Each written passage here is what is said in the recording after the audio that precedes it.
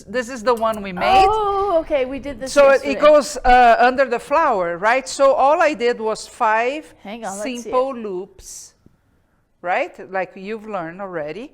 And then I'm going to add that to the piece. Of course, normally I would insert the flower with the wire here, but in this case, I'm just going to make it work another way. And then I can either twist a little bit of the wire. I'm just going to hold close to the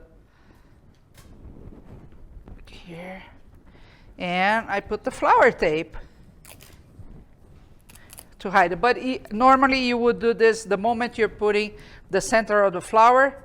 That's the next thing you do. I forget that quite often. And then, oh, it's missing something. Most flowers have it, right? Not the case here with the calla lily. The calla lily has a different process. Okay, so that's it. Now we can call it a complete flower. And then you arrange. Usually you have 5 is more than enough to do these.